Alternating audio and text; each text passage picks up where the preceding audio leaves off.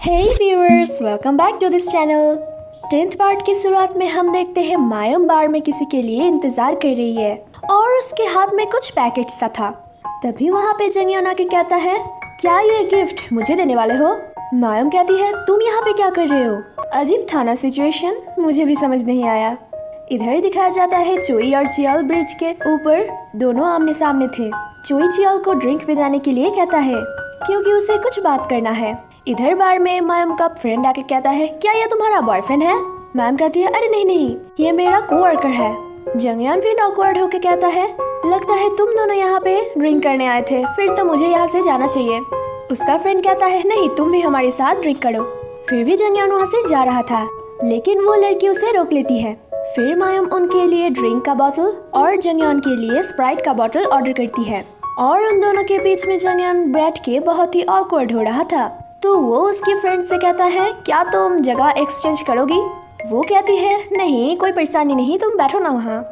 फिर मायम को अपनी मॉम का कॉल आता है तो वो बात करने के लिए साइड में जाती है। उसी समय ली यान यांग खुद को इंट्रोड्यूस करती है जंगयान के साथ और वो जंगयान का एज पूछती है। जंगयान बताता है 26। तो वो बोलती है, फिर तो हम एक जैसे ही हुए। फिर कहती है, ठीक है तो मुझे ड्रिंक सर्व करो तुम। फिर वो भी जंगयान का ड्रिंक का ग्लास भरने जाती है। तभी मायम आके कहती है, अरे अरे रुको रुको रुको, वो ड्रिंक नहीं करता, उसके लिए तो मैंने स्प्राइट ऑर्डर किया है। अब उन दोनों लड़कियों के बीच में वो अकेला लड़का ड्रिंक नहीं करेगा, ये बात उसे कुछ अजीब सा लग रहा था। तो वो भी उन दोनों के साथ ड्रिंक करने लग जाता है। इस तरफ घर में उसका डैड आके पूछता है, मायम किधर है? मम्मी कहती है, वो अभी तक नहीं आई, वो फ्रेंड के साथ ड्रिंक करने के लिए बाहर गई है।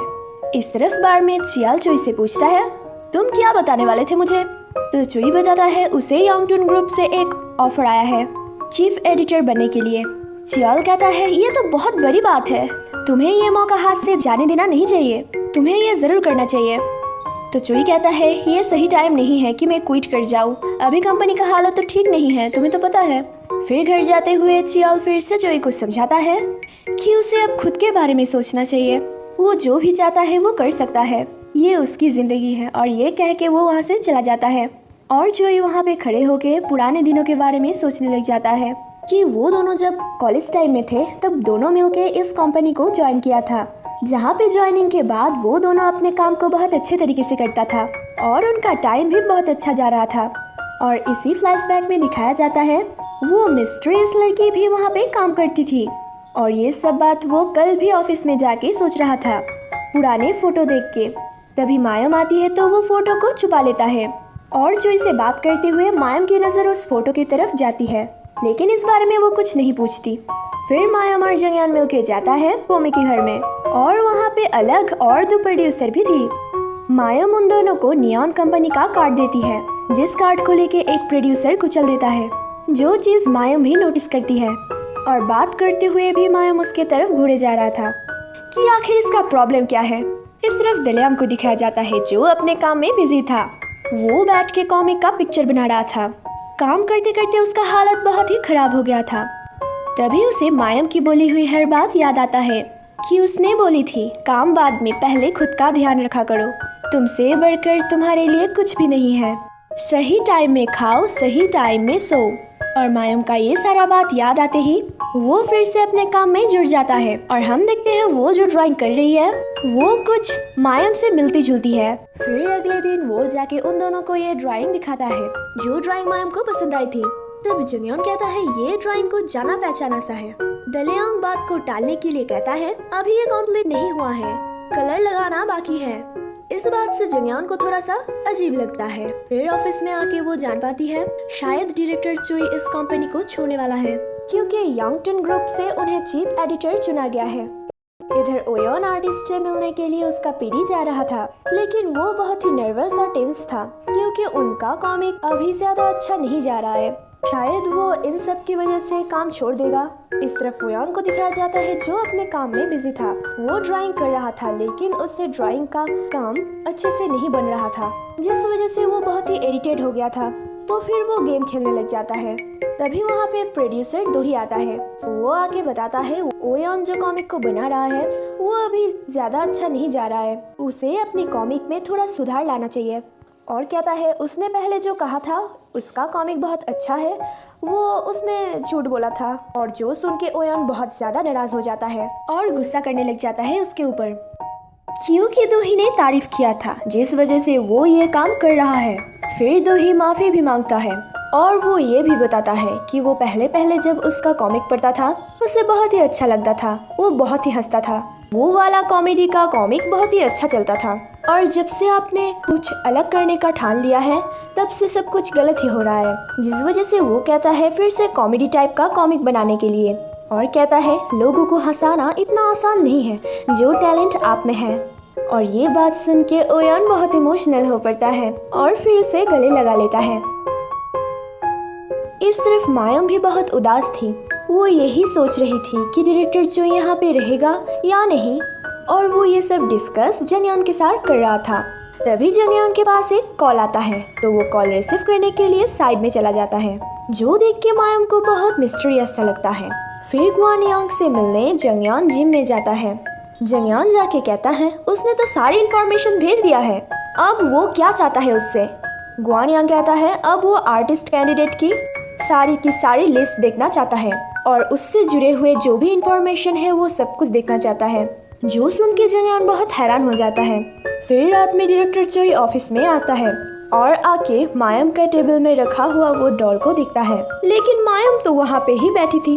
उन्हें देख के वो खड़ी होती है और अचानक से मायोम को ऐसे देख के वो डर जाता है। फिर वो दोनों मिलके बार में आते हैं ड्रिंक करने के लिए। मायोम बहुत सारी ड्रिंक करके रोने लगती है, कहती है क्या आप सच में वेबटून ग्रुप को छोड़ने वाले हैं। चोई बोलता है तुम रो क्यों रहे हो, मैंने अभी डिसाइड नहीं किया, बस मुझे ऑफर मिला है। फिर वो दोनों जब बाहर आते हैं तभी चोई के पास येमी का कॉल आता है, वो डायरेक्टर चोई को कल मिलने के लिए बुलाते हैं। फिर रात को मायोम ऑफिस में लौट के अपने काम करने लग जाता है। फिर डायरेक्टर चोई येमी से मिलने के लिए जाते हैं। येमी कहती है ये तुम्हारे लिए बहुत बड़ा अपॉर्चुनिटी है, तुम्हें ये हाथ से जाने देना नहीं चाहिए। क्या पता तुम जिस कंपनी में अभी काम कर रहे हो वो कल रहे या ना रहे। जो सुन के डायरेक्टर चोई बहुत ज्यादा सोच में पड़ जाते हैं कि उसने कहा तो सही बात है। फिर सुबह मायोम डायरेक्टर चोई के पास जाके कहती है उसने रात को सभी काम पूरा कर दिया है और वो काम वो ईमेल में भेज दिया है। फिर मिस्टर ना चोई को कॉल करता है, वो पूछता है क्या तुम सच में छोड़ने वाले हो वेबटून कंपनी को। फिर वहाँ पे डायरेक्टर चोई कुछ ना बोल के उससे मिलने के लिए उसके घर में जाते हैं। मिस्टर ना कहता है उसे भी ऐसा ऑफर मिला है, अगर चोई काम करेगा तो वो भी काम करेगा क्योंकि उसके साथ काम करने में मिस्टर ना को अच्छा लगता है। इस तरफ जंगयोन को तो वो सब मिल गया था जो उसे चाहिए था। इस तरफ डायरेक्टर चोई को दिखाया जाता है जो एक बार में बैठा था। तभी उसके पास यंगटून ग्रुप से एक मैसेज आता है कि उसका फैसला इसी हफ्ते के अंदर बताना पड़ेगा। फिर वो बैठ के मायोम का भेजा हुआ वर्क चेक करता है, जिसमें मायोम ने बहुत सारी पुराने बातों को बहुत अच्छे तरीके से डिक्लेयर किया था, जो पढ़ के डायरेक्टर चोई को बहुत अच्छा लगता है और अपने सभी स्टाफ का काम और मेहनत उसे याद आ जाता है। और उसने एक बहुत अच्छा सा बात लिखा था, हम जहाँ पे काम करते हैं वहाँ पे सभी आर्टिस्ट हमारे लिए बगीचों का फूल जैसा है, क्योंकि हमने उनको बड़ा बनाने के लिए बहुत सारी मेहनत किया है और वो अब बड़े होके हमारे लिए एक फैमिली जैसा है। इस तरफ जंगयोन को दिखाया जाता है वो एक रेस्टोरेंट में बैठ के वो लिस्ट को चेक कर रहा था। फिर जंगयोन को उसका अंकल का कॉल आता है, जिससे मिलने के लिए वो उनके पास चला जाता है। उसका अंकल उससे पैसे मांगता है, लेकिन जंगयोन उन्हें पैसे देने से मना कर देता है क्योंकि उसके अंकल ने उसके साथ बहुत गलत किया था। और कहता है मेरे बहन के चले जाने के बाद उसका सारे पैसा आपने खत्म कर दिया है और मेरे घर वालों के पैसे को भी आपने खत्म कर दिया। फिर वो गुस्से में उठ के वहाँ से चला जाता है। अब ये अंकल कहाँ से आया और ये बहन कौन है, ये सब क्वेश्चन जरूर आपके मन में होगा, मेरा भी है, लेकिन ये बाद में ही जानना अच्छा होगा। वो जब रेस्टोरेंट से बाहर जाता है तभी डायरेक्टर चियोल से उसका मुलाकात होता है, तो वो दोनों मिलके वहाँ से जाने लगते हैं और अंदर से उसका अंकल ये देख लेता है, जो देख के वो उनके पीछे भागने लग जाता है। जंगयोन के पास जाके कहता है तुम्हारे बहन का मौत का जिम्मेदार यही है। इधर दिखाया जाता है डायरेक्टर चोई येमी से मिलने के लिए यंगटून कंपनी में गया था और इधर ऑफिस में आके जंगयोन चियोल को बहुत गुस्से भरी नजरों से देखने लग जाता है, क्योंकि उसे पता लग गया था कि उसकी बहन का मौत का जिम्मेदार चियोल है। फिर मायोम आके कहती है आज रात कंपनी का फेयरवेल डिनर है तो तुम्हें आना पड़ेगा। फिर रात में सभी एक साथ मिलके एक रेस्टोरेंट पे डिनर करने जाते हैं, जहाँ पे मायम ने बहुत सारी ड्रिंक कर लिया था, जिस वजह से वो अपने इमोशन को कंट्रोल नहीं कर पाती है और रोने लग जाती है। फिर डायरेक्टर चोई आखिरकार अपने डिसीजन को बताते हैं कि वो अब यंगटून कंपनी में शिफ्ट नहीं होंगे, जो सुन के सभी बहुत हैरान हो जाते हैं और खुश भी। और इस बारे में अब किसी को चिंता करने की जरूरत नहीं है। और मायम से कहती है, मायम अब तुम रोना बंद भी करो, बहुत हो गया। लेकिन मायम तो खुशी का आंसू भी नहीं रोक पाती है। फिर चुई के पास एक कॉल आता है तो वो कॉल करने के लिए बाहर चला जाता है और उसके पीछे पीछे जंगयान भी। फिर जंगयान जाके कहता है उसे कुछ उससे पूछना है। क्या वो पूछ सकता है? डायरेक्टर चुई कहता है, हाँ बताओ क्या बात है। फिर जंगयान अपने फोन में एक फोटो दिखाता है और ये फोटो दिखा के पूछता है, क्या आप इन्हें जानते हैं? और उसके साथ उसकी बहन का फोटो था। और हम व्यूअर यहाँ पे जान पाते हैं वो मिस्टीरियस लड़की उसकी बहन थी, जो कि अभी जिंदा नहीं थी। डायरेक्टर चोई तो उसे देखे बहुत हैरान होता है। वो पूछता है, तुम आरी को कैसे जानते हो?